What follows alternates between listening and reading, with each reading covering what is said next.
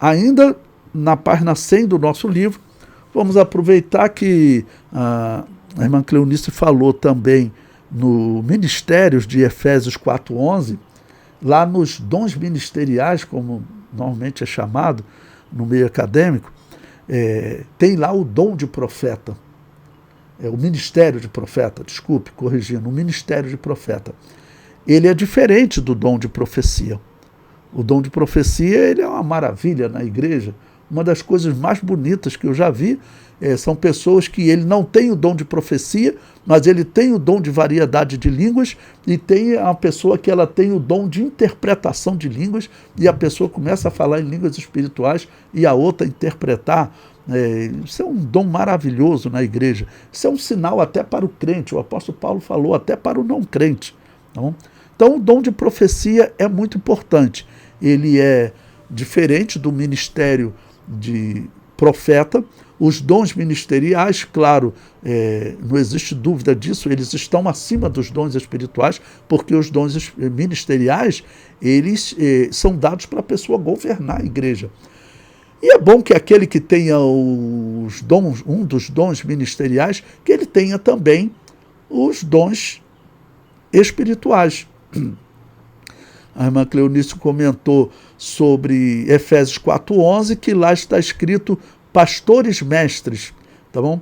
É verdade, e os pastores, quando eu falo para pastores, eu digo que eles, dos dons espirituais, ele tem que procurar os dois primeiros dons, porque eles estão ligados diretamente ao ensino. Por isso, pastores mestres, né? Não é, literalmente não está escrito pastores e mestres. Então, o pastor, ele deve procurar o dom da palavra da ciência e o dom da palavra da sabedoria. Porque aquele que está no púlpito falando, ele pode salvar, mas ele também pode matar. Okay? Uma palavra errada dita no púlpito, ela pode tirar a fé de uma pessoa. Ela pode atrapalhar espiritualmente a pessoa, né? Então, é uma questão séria que o ministro ele tem que pensar nos dons espirituais. E uma observação que certa vez fizeram, que são poucos os pastores que têm, por exemplo, o dom de profecia. E realmente, isso aqui, uma coisa que é interessante para vocês mulheres que acompanham a aula, o dom de profecia, os dons espirituais, como dom de revelação e dom de profecia, na história, são dons que realmente parece que o Espírito Santo entregou mais a mulheres do que a homens. Existe uma história, próximo do ano 150, um pastor chamado Montano, que diz que ele tinha o dom de profecia, e na igreja dele tinha 2 irmãs que tinham o dom de profecia, né? Inclusive Eusébio de Cesareia cita profecias dela, diz que ele era profeta, mas não cita a profecia dele. Mas eu achei até interessante como Deus ele praticamente reservou em maior número esse dom para as mulheres verem que elas têm uma participação ativa na igreja. E eu sempre falo para vocês, as igrejas como a Assembleia de Deus, que só batizam adulto, e igrejas com dons espirituais, como foram os moravianos, um grupo que nós encontramos nos anos 1300, 1400, até os anos 1600, 1700, a enciclopédia sueca diz que esses pastores, né, que nós identificamos como sendo os pastores que geram a Assembleia de Deus, pastores pentecostais da Suécia, lá em 1700, eles foram evangelizados por quem? Pelos moravianos.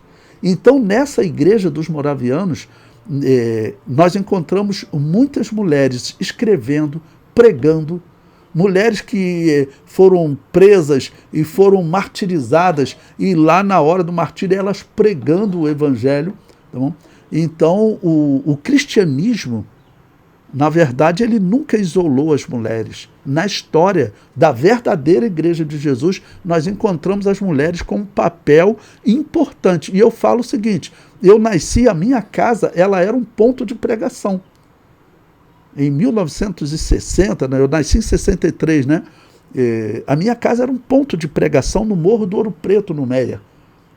E era um ponto de pregação. Quem é que trabalhava na oração? Eram as irmãs, porque os homens saíam para trabalhar, meu pai saía para trabalhar. E no ponto de pregação se reuniam as mulheres que oravam e saíam para visitar. Então o trabalho das mulheres, vamos dizer, na igreja, através dos dons espirituais, mas também como nós lemos em outro momento o apóstolo Paulo falando de dons de socorro, ok? Que eu incluí para vocês, trabalho de visitação. Eu era criança, né? Criança quer andar com a mãe, então eu ia normalmente naqueles trabalhos de visitação, né? Andando no morro de um lado para o outro, descia o morro, na parte de baixo do morro, visitando as pessoas. Se você vê o Morro do Ouro Preto, é um morro bem inclinado.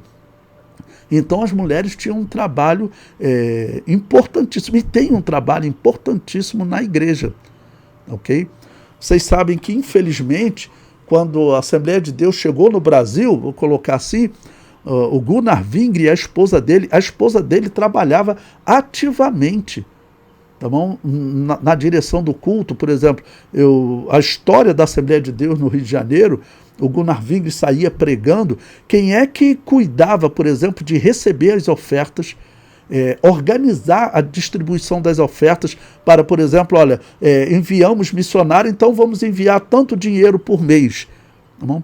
Era a Frida Vingre, era a esposa dele. Eu li a história, ela, por exemplo, que recebeu 2 missionários aqui no Rio de Janeiro. Ela então ordenou, olha, você vai pegar esse trem aqui, na Central do Brasil, e você vai até a última estação dele. Tá bom? A última estação era no local chamado Taquara. Hoje tem Iomirim, tem Guapimirim, mas era um local chamado Taquara. Eu tive nessa igreja pregando. Então, a primeira igreja que foi fundada por um missionário. Um foi na direção e pegou esse trem que é da linha de Bom Sucesso, Caxias, e foi até esse local chamado Taquara.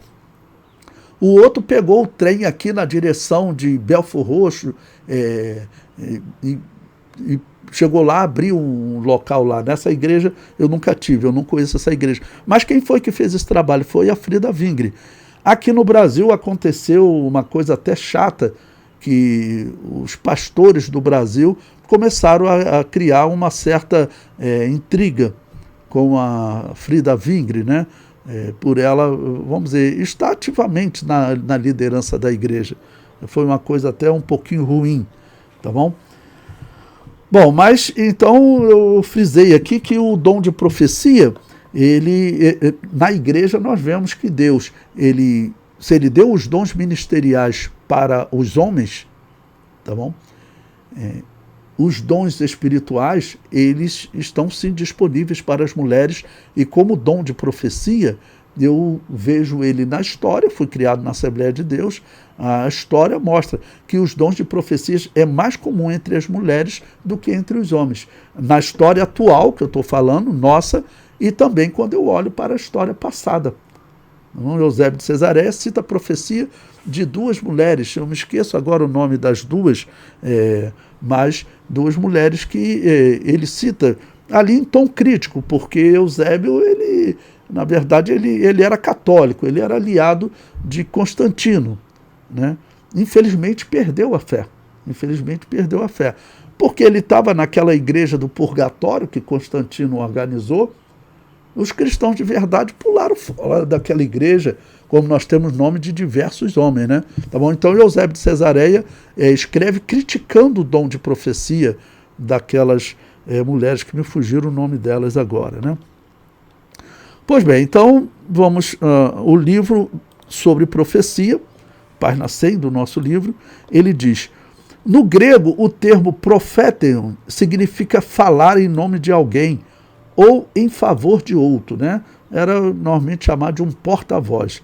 O profeta prediz o que Deus realizará. É a manifestação da mente divina e não a humana. É algo que o profeta pode controlar. Ele recebe os pensamentos do Espírito Santo e transmite racionalmente com suas palavras. A profecia edifica, consola e exorta. Nós falamos isso na igreja, por exemplo. Tem pessoas que às vezes ele recebe uma revelação, não? Ou ele quer profetizar no momento que o pastor está pregando. Por via de regra, ele não deve fazer isso. Ele deve aguardar a conclusão da pregação. Por via de regra. Não é impossível, tá bom, que Deus ele fale no meio da pregação. Mas o apóstolo Paulo fala muito sobre ordem em culto, nós veremos. O falar em línguas era muito comum, é muito comum, a pessoa recebe uma alegria, principalmente a pessoa que tem variedade de línguas, e ela fala em línguas espirituais. Então, isso pode acontecer durante a pregação também. O apóstolo Paulo fala que se não tiver intérprete, tá bom? Se ele não tiver o dom de profetizar, ele deve estar calado. Mas o estar calado também, eu entendo que não é que ele, em nenhum momento, ele fale em línguas espirituais, né? Tá bom? Mas se ele falou, se alegrou e falou, né, que ele logo se cale para que a pregação continue. Não, para que o público, né, em especial o não crente, ele entenda a mensagem que está sendo pregada. Ok? Então, o profeta, ele indica isso. Bom, abra sua Bíblia em 1 Coríntios 14, vamos ler, eu coloquei aí no livro o versículo 3, mas vamos ler outros versículos desse texto que nos ajuda a entender o profetizar. Você veja, eu estou falando de profetizar, eu já estou falando do dom também de variedade de línguas. Então, 1 Coríntios 14, abra sua Bíblia, eu vou começar a ler do versículo 1, que diz o seguinte: segui a caridade. Lembre-se que caridade é o termo grego ágape, que seria melhor traduzido por amor divino. Não? Porque existe o amor natural entre amigos, os gregos chamavam de phileo, né? Amizade. Existe o amor de pai para filho, de filho para pai, para os pais, né? Que é estorge. O amor do homem pela mulher, que é eros, e o amor divino, que esse é Deus que traz para o homem. Então, é importante, né? O apóstolo Paulo diz, olha, seguir o amor divino, esse amor celeste, tá bom? E procurai com zelo os dons espirituais. Em primeiro lugar, claro, o amor divino. Aí ele diz, mas principalmente o de profetizar. Porque o que fala língua estranha não fala aos homens, senão a Deus. Porque ninguém o entende e em espírito fala de mistérios. Eu vou deixar para comentar esse versículo quando nós formos falar da variedade de dons, variedade de línguas, tá ok? Aí chega no versículo 3, que é o centro do nosso comentário agora. Mas o que profetiza fala aos homens, para edificação, exortação e consolação. O versículo 4. O que fala língua estranha edifica-se a si mesmo, mas o que profetiza edifica a igreja. Bom, vamos saltar agora para o versículo 29, falando sobre os profetas na igreja. O apóstolo Paulo diz, e falem 2 ou 3 profetas, e os outros julguem. Para que o culto também, ele não se torne, vamos dizer, um momento só de profecia. Por exemplo, terem 5 profetas falando ao mesmo tempo, isso também não é bom para a ordem do culto, o apóstolo Paulo diz, ok? Então, falando de ordem de culto. Bom, sobre profeta no Antigo Testamento, existia o termo que é o termo nave. E tinha um termo que era chamado de videntes. Profeta Samuel, outros são chamados de videntes. Esse termo hoje as pessoas não gostam de usar, mas ele aparece na nossa tradução, ele não significa automaticamente algo do mal, tá bom? Então abra sua Bíblia em 2 Reis, capítulo 17, versículo 13, para nós fazermos uma comparação desse termo proféteio, que é o termo grego, ele traduz o termo hebraico que é nave. Está em 2 Reis 17:13, que diz assim, olha: e o Senhor, tudo em maiúsculo, né, Yahvé, protestou a Israel e a Judá, aos dois reinos. Israel era o reino do norte, Judá era o reino do sul, aquele período de divisão nos dias do filho de Salomão, Roboão, que o reino de Israel se dividiu em dois. Então está dizendo que ele protestou contra esses dois reinos pelo ministério de todos os profetas.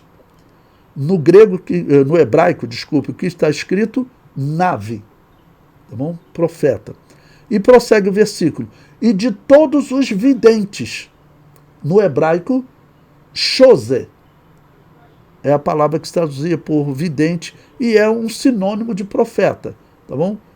Porta-voz. E o versículo prossegue dizendo: convertei-vos de vossos maus caminhos e guardai os meus mandamentos e os meus estatutos, conforme toda a lei que ordenei a vossos pais, e que eu vos enviei pelo ministério de meus servos, os profetas. De novo, do hebraico está nave, tá bom? Que é esse termo que se traduz por profeta.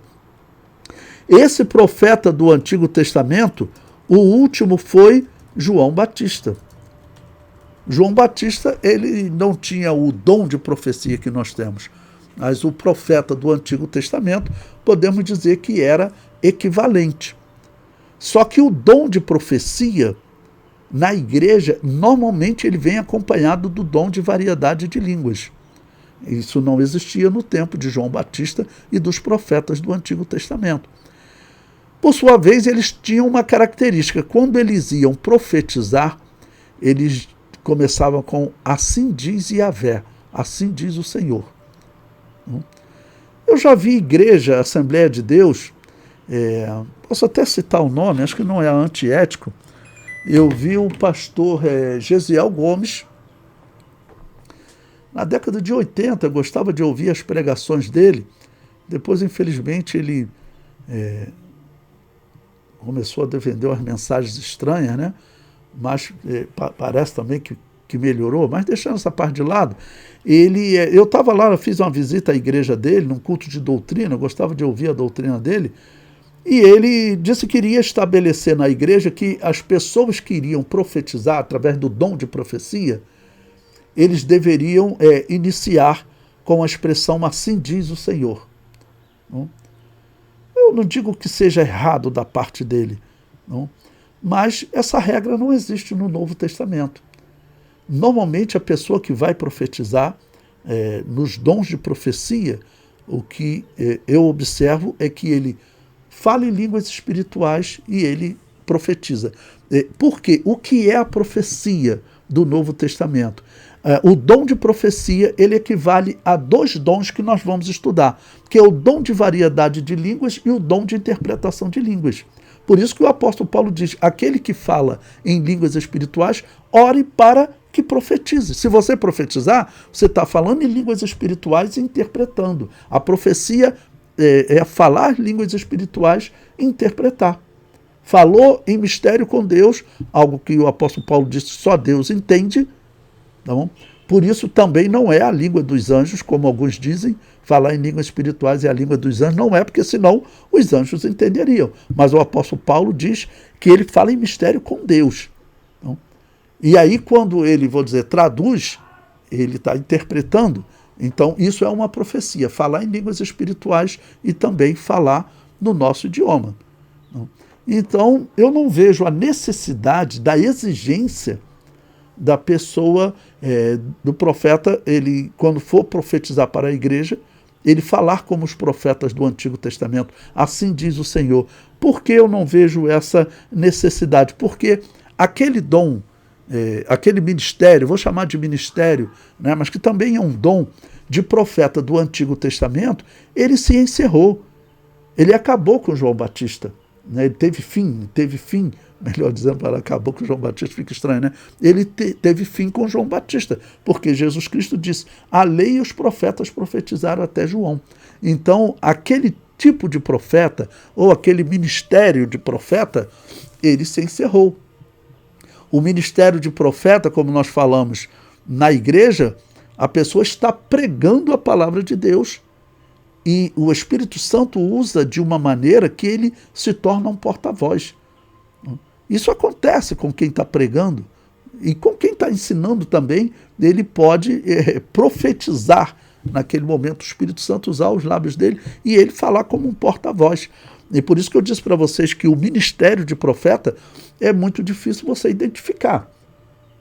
Normalmente a igreja faz o quê? Bom, esse aqui, o ministério de pastor é fácil, ele vai cuidar, vai pastorear, ele é pastor.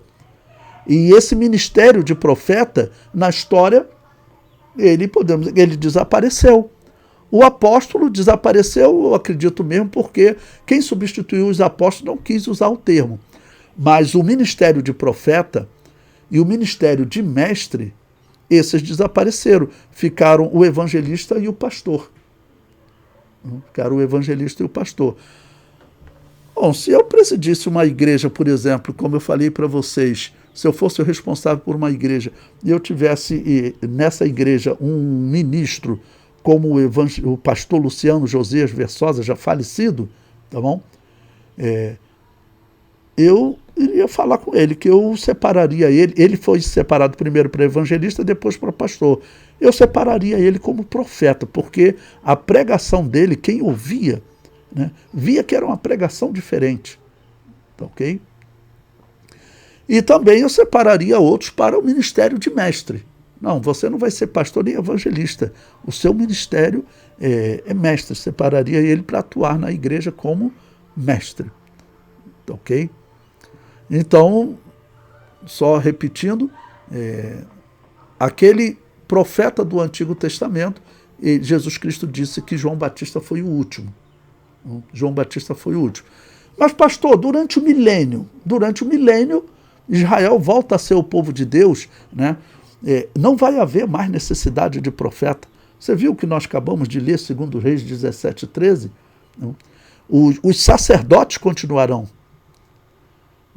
Os sacerdotes continuarão. Os da tribo de Judá, né, não vão ter um destaque porque Jesus será o rei da tribo de Judá. Mas os sacerdotes, eles continuarão atuando, mas eles vão estar ensinando o povo, como eles faziam também no Antigo Testamento. Então, o ministério de profeta, como de João Batista, né, ele não deve mais ser resgatado.